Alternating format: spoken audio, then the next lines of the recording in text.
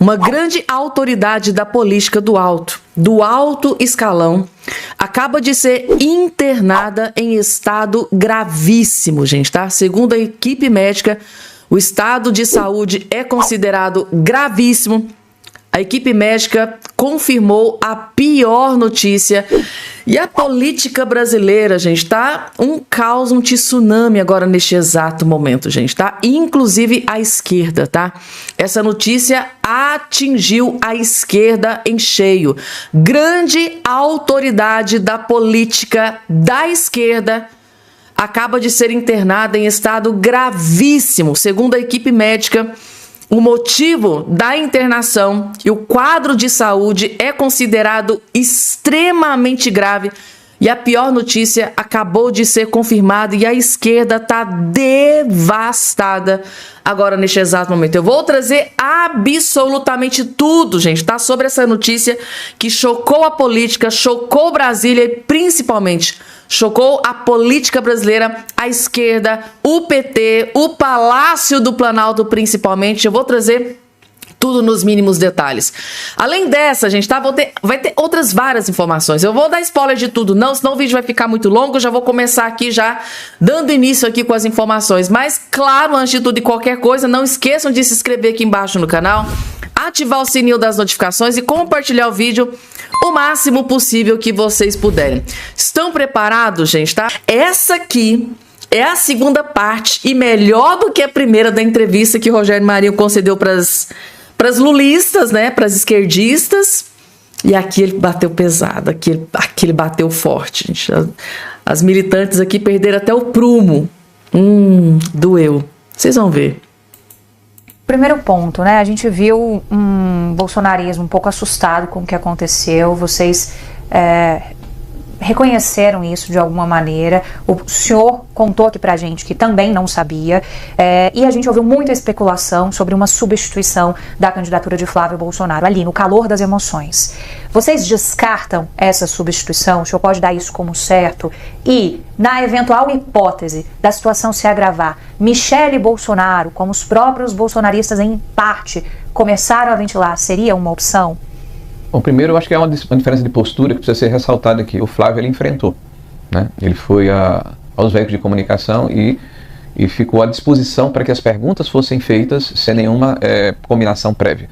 Então, essa demonstração de franqueza, de dar satisfação à população brasileira, ela merece ser ressaltada, principalmente quando nós contrastamos com o que ocorre com outras pessoas e outras personalidades públicas que exercem cargos públicos relevantes, como o nosso opositor, o Lula, né, que responde isso no ambiente controlado a respeito, né, da sua interação com o Vorcaro, recebendo-o junto com outras autoridades fora da agenda no Palácio do Planalto, né?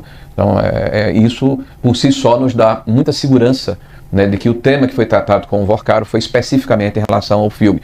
O Flávio não participou de converscotes, não participou de festas, não bebeu uísque com o Vorcaro, não tomou vinho com ele, não participou de eventos de degustação de Macallan em Londres, né, em outros lugares do país e em outros lugares do mundo. Então essa é uma distinção que precisa ser feita. Então é evidente que ele conta com a nossa confiança, será o nosso candidato e vencerá as eleições. Não há nenhuma especulação por parte do comando do partido, nem da grande maioria dos deputados e senadores. Aliás, ninguém especulou isso comigo, né, de substituição de candidatura. O Flávio nesse momento está cumprindo a agenda no Rio de Janeiro. Em seguida irá ao lançamento da candidatura, ou pré-candidatura do Derrita em São Paulo, em Campinas, no dia seguinte em Sorocaba, com a presença inclusive do governador de São Paulo, Tarcísio. Próxima semana teremos uma agenda bastante intensa, a campanha continua. E em qualquer campanha é necessário que, na hora que ocorram qualquer dúvidas, elas possam ser de forma transparente e objetiva esclarecidas à sociedade, como o Flávio faz. E desculpe, de novo, ao contrário do PT, que esconde, que vai para ambientes controlados e que não tem coragem de se eviscerar, de se colocar publicamente para explicar, né, as relações promíscuas que o PT tem com o Banco Master. Outra pergunta. Senador, eu vou tentar ser rápida aqui, Elisa, me desculpa. Mas a outra pergunta é bem objetiva, senador. Como vocês pretendem comprovar que o dinheiro enviado para o filme foi usado integralmente no filme? Como vocês pretendem demonstrar isso? Olha, o filme é americano, o fundo é americano, a produtora é americana, a legislação é dos Estados Unidos. Tá? Existe nos Estados Unidos uma entidade de controle parecida com o nosso CVM aqui, que é o nosso controle sobre valores imobiliários. Quando se abre uma empresa específica para aquele fim, que foi o caso do fundo, né, ele é auditado rigorosamente pela legislação daquele país. Então, mais de 90% dos recursos foram aplicados, segundo informações que eu recebi, nos Estados Unidos, pouco menos de 10% aqui, porque teve uma parte das gravações aqui. Então, atores foram contratados, pessoas foram contratadas quando as gravações aconteceram aqui. Mas tudo isso é rigorosamente auditado pelo órgão de controle americano. Então, ao final do processo, certamente, passado essa condição dos mecanismos de controle que a legislação americana preconiza, eu acho que o interesse é nosso, né, de que haja essa publicidade, desde que a legislação americana permita e os demais investidores envolvidos se sintam confortáveis para que isso seja publicizado. Ou seja, né, gente, para desespero aqui da militância, a narrativa caiu por terra, né, gente, tá? Se era um plano derrubar o Flávio Bolsonaro, que está aí à frente nas pesquisas, o tiro saiu pela culatra. Eu acho que pode ser até o contrário, acho que ele pode sair até mais forte de todo esse tsunami que ele está enfrentando. Porque, como disse o próprio Rogério Marinho, ele não escondeu, né? Ele não correu. Assim que vazou os áudios, né, gente, tá? Horas depois ele já estava ali concedendo uma entrevista na Toca da Raposa, lá dentro da Globo News. E ele sabe que dentro da Globo News aquele monte de jornalistas estavam ali, né, apostos para derrubá-lo, para fazer perguntas para complicá-lo. Ele falou, eu vou enfrentar, não vou fazer igual o Lula. Para me explicar, eu vou num ambiente controlado, com perguntas previamente antecipadas. Não, foi lá, enfrentou, respondeu as perguntas, saiu melhor do que se esperava, porque aquela lapada que ele deu lá da Globo receber 160 milhões, as jornalistas perderam até o fôlego. Ficaram ali naquele risinho sem gracinha, porque sabiam que também o Grupo Rede Globo nadou no dinheiro do Vorcaro e estava lá cobrando explicações do Flávio Bolsonaro, né? Aquela hipocrisia sem precedentes. Então, Rogério Marinho disse, olha, não tem nada a esconder. Então, ele foi lá, dentro da toca do inimigo, ao contrário de outras autoridades, né? Lula, por exemplo, nem responde quando responde em ambiente controlado, e fora a questão do Alexandre de Moraes, né? Quando saiu o escândalo do contrato de 129 milhões, eu não vi Alexandre de Moraes vindo a público dar alguma explicação para algum veículo de imprensa. Alguém aí viu alguma explicação? A não ser aquela nota mequetrefe fajuta do escritório da advocacia da esposa do Moraes, que só, segundo a Malu Gaspar, só atrapalhou ainda mais a situação do escritório. Mas o ministro Alexandre de Moraes não deu nenhuma justificativa. Tá aí, gente, tá? Caiu, né? Mais uma narrativa caiu por terra. Para desespero de Lula da Silva, né? Que estava contando que esse vazamento desse áudio ia fazer o Flávio Bolsonaro desistir. Eu acho que ele pode estar saindo até mais forte de toda essa questão. E agora, gente, notícia que acaba de chegar é que o Lula está extremamente furioso porque foi pego de surpresa com uma decisão da União Europeia que tem um impacto profundo aqui no Brasil. E eu penso o seguinte, se o Lula não fosse tão incompetente, o povo brasileiro não seria prejudicado como vai ser aqui com essa decisão da União Europeia. Isso aqui, essa decisão da União Europeia só mostra o quanto o Lula é incompetente. O governo Lula não foi avisado antes de veto da União Europeia à carne brasileira. Outros países aqui da América Latina vão continuar fornecendo para a União Europeia normalmente, mas o Brasil não. É o nível de incompetência do Lula, né? E o Lula ficou furioso. O governo Lula, o governo do presidente Lula, não foi comunicado previamente sobre a decisão da União Europeia de excluir o Brasil da lista de países autorizados a exportar produtos de origem animal para consumo humano lá na União Europeia. Segundo interlocutores do Executivo, o Ministério da Agricultura e Pecuária, no mapa, enviou em outubro do ano passado as informações sanitárias solicitadas, não houve retorno do bloco, nem pedido de dados adicionais, o que fez com que a medida pegasse o governo de surpresa. De acordo com fontes, os dados foram encaminhados dentro do prazo ao Comitê Permanente para Plantas, Animais, Alimentos, Relação da Comissão Europeia, órgão responsável pela deliberação. Não há indícios de falha no envio por parte no mapa. Reservadamente, autoridades brasileiras classificaram a decisão como, no mínimo, um grande descuido político. A avaliação leva em conta o fato de o acordo de livre comércio entre a União Europeia e Mercosul, formado por Brasil, Paraguai, Uruguai e Argentina, ter entrado em aplicação provisória em 1º de maio. O tratado foi negociado por mais de 2 décadas, marcadas por impasses e resistências de países europeus, especialmente por razões protecionistas e ambientais, o que atrasou a criação da maior zona de livre comércio entre blocos no mundo. A União Europeia afirma que a suspensão segue novas diretrizes sanitárias que endurecem regras para importação de proteína animal com o objetivo de combater a resistência bacteriana e reduzir o uso considerado excessivo de antibióticos na pecuária. Apesar disso, fontes do governo avaliam que não há motivação política na medida. A prioridade agora é reverter a decisão e recolocar o Brasil entre os países habilitados a exportar o mercado europeu. Ou seja, a União Europeia tomou essa decisão drástica que tem um impacto profundo na economia agropecuária aqui do Brasil, gente, tá? Um desespero tá tomando conta e tudo isso, gente, tem uma explicação: incompetente. Isso aqui só mostra o quanto o desgoverno Lula e o Lula são completamente incompetentes, tá? Uma humilde opinião. Vamos lá, gente. Alexandre de Moraes, daqui a pouco, grande autoridade da política do alto escalão, acaba de ser internada. Estado de saúde é gravíssimo, segundo a equipe médica. Vou trazer essa informação completa para vocês. Mas antes, deixa eu trazer aqui essa decisão do ministro Alexandre de Moraes. Moraes intima Débora do Batom, porque assim, gente, é uma mulher muito perigosa, né? Então, ela tem que dar explicações. O Moraes intima a Débora do Batom a explicar descumprimentos de medidas cautelares. Tá buscando um jeitinho de enfiar ela na cela novamente, né? O ministro Alexandre de Moraes do STF intimou a cabeleireira Débora Rodrigues a se explicar sobre períodos em que ela esteve sem sinal de GPS.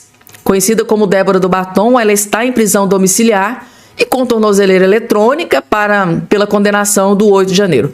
O relator, o Moraes, né, pediu informações à defesa da cabeleireira sobre o descumprimento das condições de monitoramento no fim de abril. Em 1º de maio, os advogados dela responderam não ter havido tentativa de fuga. Ela foi condenada a 14 anos de prisão. Aconteceu que ficou sem sinal e ele pediu explicações. As ausências de sinal foram registradas entre 20 e 26 de abril e depois entre 27 de abril e 3 de maio. E essa não é a primeira vez e nem vai ser a última vez que isso acontece, né, gente? Tá? Outros presos políticos também passaram por esse mesmo problema, tá? Então tá aí. Trata-se de uma mulher muito perigosa, né, gente? Tá perigosíssima. Ela tava com um armamento, tava com batom, perigoso. Tá pedindo aí explicações para a Débora do Batom. E agora, gente, a notícia que acaba de chegar é que a esquerda tá devastada com essa notícia que acabou de sair aqui na imprensa. Inclusive, muita gente da esquerda foi pega de surpresa. Muita gente nem estava sabendo disso aqui, gente, tá? Internado em São Paulo, José Dirceu, de 80, recebe diagnóstico de linfoma, ou seja, câncer, gente, tá? Deixa eu trazer aqui a informação completa para vocês. O pré-candidato a deputado federal e um dos principais articuladores políticos do PT, José Dirceu, está internado no Hospital Sírio-Libanês, um dos hospitais mais caros do Brasil, em São Paulo, desde o último domingo, gente, tá? Segundo o boletim médico divulgado nesta sexta-feira, durante a realização de exames gerais, foi detectado um linfoma, tipo de câncer que atinge o sistema linfático, responsável pelas células de defesa do corpo. Apesar de a comunicação do centro médico afirmar que José Dirceu apresenta boas condições clínicas, o político deve continuar internado nos próximos dias para iniciar o tratamento específico necessário contra esse câncer que acabou de ser confirmado pela equipe médica do grande articulador político, histórico, gente, da esquerda, do Lula, do PT, que já foi condenado pelo maior esquema de corrupção da face da terra, Zé Dirceu.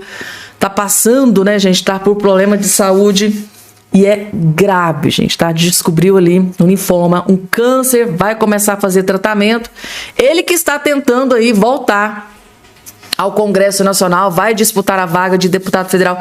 E eu fico só pensando o seguinte, gente, claro, nada com a doença aqui, claro, isso é terrível, é péssimo, mas eu fico pensando, gente, tá? O cara foi um dos atores do maior escândalo de corrupção do Brasil, quiçá até da terra. Será, gente, que ainda tem gente que vota no Zé Dirceu? Vocês aí que estão do outro lado aí me assistindo, vocês acham que ainda tem esquerdista que ainda vota no Zé Dirceu, gente, tá? Para ir para o Congresso Nacional, para ter acesso a emendas parlamentares? Será, gente? Porque sendo deputado federal, ele pode ter acesso a muito dinheiro, né? São as emendas, gente, tá? Ele que já foi condenado, preso pelo escândalo de corrupção da Lava Jato. Vocês acham mesmo, gente, que ele vai conseguir voltar para o Congresso Nacional? Meu Deus do céu, gente, tá? Não é possível que ainda tenha gente que tem coragem de votar nesse tipo de gente para representar o povo. É a mesma coisa de você colocar um cachorro para tomar conta de um monte de linguiça. É basicamente isso. Tem lógica. É para acabar com o piqui do Goiás, né? Mas, independente de qualquer coisa, desejamos melhoras, né, gente? Que eles melhorem. Pode melhorar sim, mas voltar para a política, isso eu não quero não, gente, tá? Meu Deus do céu. Não quero mesmo. Deixa eu trazer aqui esse vídeo do senador, né, o Carlos Viana, que era o presidente, né, da CPMI do INSS. Esse que tá aqui do outro lado de óculos, gente, tá? É um passador de pano pro Lula, é um lambedor de botas pro Lula, foi passar pano pro Lula, protegeu o Lula aqui nessa entrevista, foi falar mal do Flávio Bolsonaro, foi falar mal do Bolsonaro, aí o Carlos Viana não aguentou. Carlos Viana não aguentou, partiu pra cima do petista, explodiu uma bomba contra Lula da Silva que vocês vão ficar completamente chocados. É notícia, é informação que não foi revelada anteriormente aí na imprensa, que o Carlos Viana vai revelar tudo, tintim por tintim, e deixou o petista completamente devastado. Acho que nem ele acreditou no que o Carlos Viana acabou de explodir contra o Lula. Vocês vão entender, assistam. Certamente sobre isso. O Bolsonaro do Campos Neto, que é autoritária, agora com áudio do Flávio Bolsonaro, isso é colocado na família Bolsonaro, diretamente sobre isso. E aí, o nosso problema é que, no caso brasileiro, não há, nesse momento, espaço para uma terceira via. E essa terceira via vai tentar surfar nesta onda, mas a essa altura do campeonato eu acho que os feitos e os elementos colocados pelo presidente Lula nesse mandato vão sair fortalecidos desse processo. E fora Flávio Porcaro, Bolsonaro, rachadinha. Olha, eu só concordo com o deputado no sentido de que nós precisamos dar respostas ao país no combate à corrupção. Isso é um desejo independentemente de esquerda ou de direita. Isso é uma questão que hoje nós temos que colocar com muita clareza. Os brasileiros estão cansados da corrupção, seja ela de qual lado. Agora, a meu ver, quem ganha é o debate político.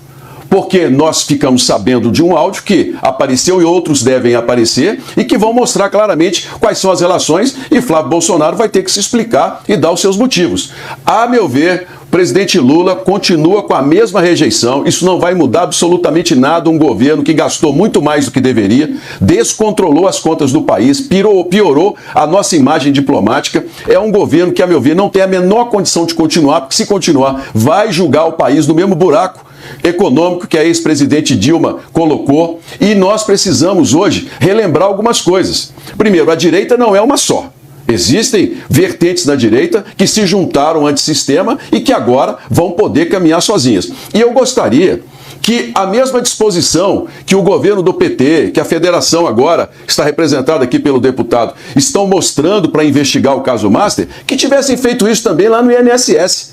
Eu vou relembrar que quem impediu a investigação de continuar foi o governo do PT. Foram as vagas do PSOL e do Rede. Eles nos impediram de continuar investigando roubar os aposentados. Quando nós colocamos e eu consegui aprovar a quebra de sigilo do Lulinha, a convocação do irmão do presidente, eu quase fui agredido, porque não interessava esse tipo de coisa. Então essa mesma determinação que se aponta para o Flávio Bolsonaro e que ele tem que dar explicações, eu gostaria muito que ela também tivesse sido exercida lá atrás para que a gente pudesse explicar quem roubou os aposentados brasileiros e dado uma resposta sim, fora da polarização e da ideologia política sobre o combate à corrupção em nosso país. Nós precisamos devolver ao país a confiança no crescimento, na geração de empregos. Nós precisamos devolver aos empresários brasileiros o sentido de voltar a investir no nosso país. Um governo que tenha arcabouço, que tenha limite, um governo que faça investigações isentas, um governo onde a gente possa ter uma república com o Supremo Tribunal Federal que não trate as pessoas como amigos ou como inimigos. E isso só será possível, a meu ver, com um novo governo, uma nova proposta que está longe do que a esquerda coloca em nosso país. Esse áudio de Flávio Bolsonaro convocado abre espaço para uma terceira via nessa disputa pelo Planalto? A meu ver, a questão da terceira via poderia surgir mais à frente. Eu entendo que a polarização hoje cansou os brasileiros.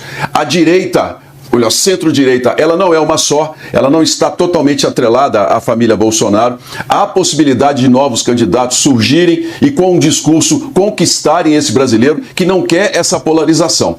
O que eu percebo desse áudio do Flávio Bolsonaro com o Daniel Vorcaro é a confirmação daquilo que nós já tínhamos em parte lá na CPMI do INSS. Quando surgiu o contrato da mulher do ministro Alexandre de Moraes de mais de 120 milhões de reais com o banco, nós já sabíamos ali, o Brasil todo ficou sabendo que a corrupção chegou a um patamar gigante do país e que era preciso investigar. Nós precisamos dar respostas ao povo brasileiro, independentemente de quem esteja envolvido nessa história.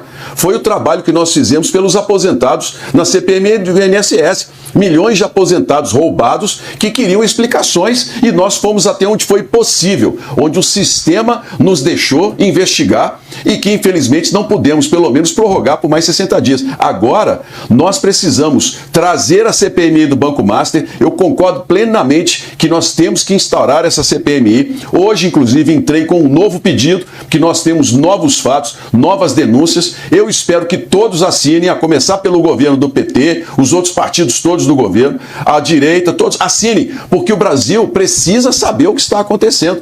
São fatos graves que nós precisamos esclarecer e buscar soluções de como nós temos que proteger a Previdência, de bancos também que roubam com relação a juros que não são colocados, como nós temos que proteger o sistema público daqueles que, infelizmente, conseguem vencer todas as entidades e instituições que fazem parte desse controle que nós temos no Brasil. É hoje um dia em que a gente observa mais uma vez o quanto a corrupção, ela infelizmente está marcando a política e o comando em nosso país. Portanto, nós precisamos investigar essa história.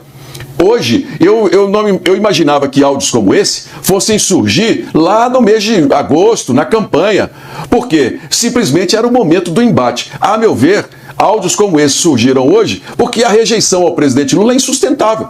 Hoje Lula não tem condições, na minha opinião, de continuar sendo candidato. Então era preciso um áudio como esse, que apareceu no momento, justamente para tentar equilibrar os números eleitorais em nosso país. Meu Deus, gente, será que o vazamento desse áudio agora, neste exato momento, era um plano do Lula para tentar alavancar o nome dele nas pesquisas? Será que isso tudo foi desespero, gente? Será que tudo foi arquitetado?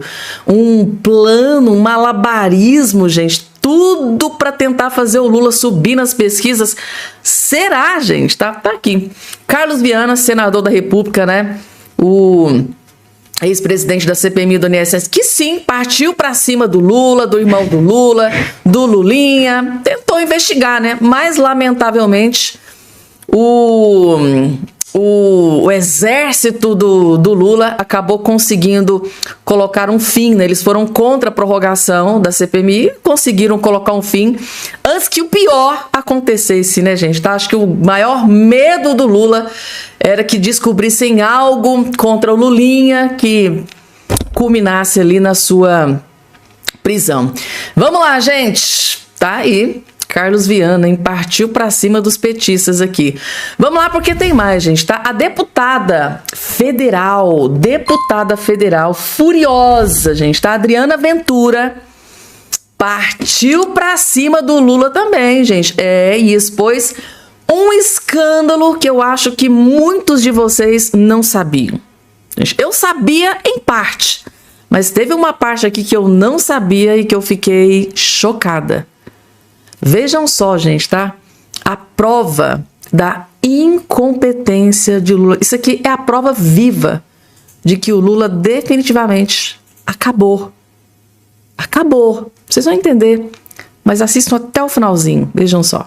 Gente, o Lula falou com o Trump no celular do Joesley Batista.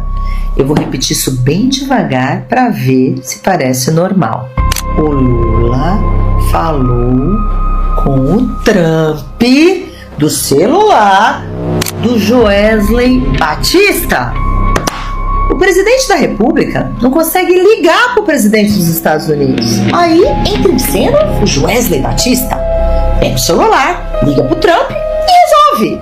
Sério, gente, isso parece esquete de comédia, mas esse é o Brasil do Lula. E a gente tá falando de quem? Do Joesley Batista, dos irmãos Batista, lembra? Investigado, delatado, envolvido em todos os escândalos e que circula no Palácio da Alvorada com uma intimidade impressionante. E aí eu te pergunto, o Joesley virou ministro das Relações Exteriores? Porque eu achei que o chanceler fosse o Mauro Vieira, quer dizer, não, desculpa, é o Celso Amorim, quer dizer, eu já não sei, tudo é fake nesse governo, né? Mas parece que aparentemente quem resolve a diplomacia internacional é um amigo bilionário do rei. E essa amizade toda aí custa quanto pro brasileiro? Porque coincidência demais começa a ficar feio, né? Será que é coincidência os irmãos Batista conseguirem contratos bilionários com o governo? Que é a gente que paga, você que paga?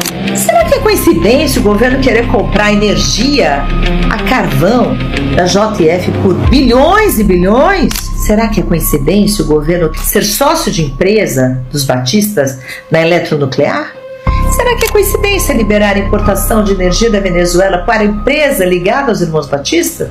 Gente, no governo Lula, o telefone toca assim. Alô? É do Itamaraty? Não, é a JBS. Gente, tem que ser muito O telefone toca assim. muito incompetente, né, gente, tá? Que escândalo, meu Deus do céu. Então quer dizer que o Relações Exteriores do Lula não é o Mauro Vieira, aquele incompetente do Mauro Vieira. Vai ter dedo podre pra escolher ministro, gente.